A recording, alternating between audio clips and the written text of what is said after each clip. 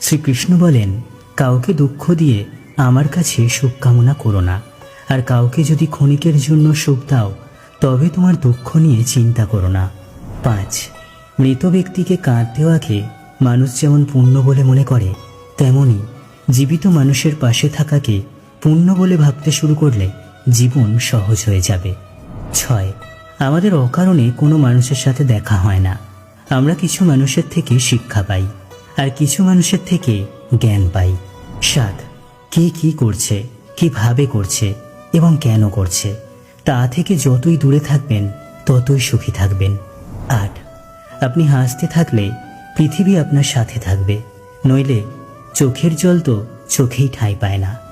9, যদি কেউ আপনার ভালো কাজকে সন্দেহ করে তাহলে মন খারাপ করবেন না, কারণ সন্দেহ সর্বদা স্বর্ণের বিশুদ্ধতার উপর করা হয়, কয়লার কালো দাগের উপর নয়।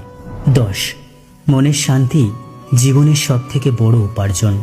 11, উপদেশ, সঙ্গ এবং সময় কাউকে না চাইতে দিলে লোকেরা প্রায়ই সেগুলোকে সস্তা বলে মনে করে।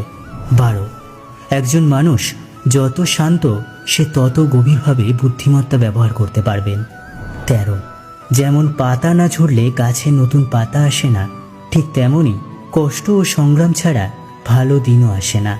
14, যে ব্যক্তি অল্পতেই খুশি তার কাছেই সবচেয়ে বেশি খুশি আসে।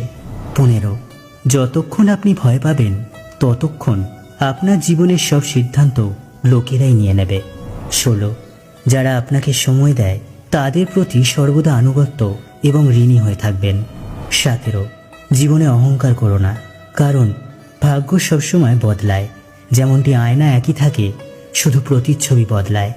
18, শান্তিপ্রিয় মানুষ সুখে তাদের জীবনযাপন করে, তাদের উপর জয় পরাজয়ের কোনো প্রভাব পড়ে না। 19, শ্রীকৃষ্ণ বলেন, স্বর্গের স্বপ্ন ছেড়ে দিন, নরকের ভয় ছেড়ে দিন। কে জানে কোনটা পাপ কোনটা পুণ্য, শুধু দেখুন নিজের স্বার্থ পূরণের জন্য যেন আপনার দ্বারা কেউ দুঃখ না পায়, বাকি সব প্রকৃতির উপর ছেড়ে দিন। 20, অর্থ বড় না যোগ্যতা বড়, খারাপ সময়ে যে পাশে থাকে সেই সব থেকে বড়।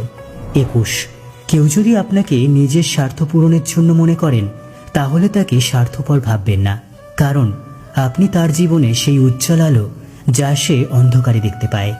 22, সবাইকে নিজের গোপন কথা বলবেন না, কারণ আজ যে আপনার সাথে আছে কাল সে আপনার বিপরীতেও যেতে পারে। আপনি যদি ভগবান শ্রী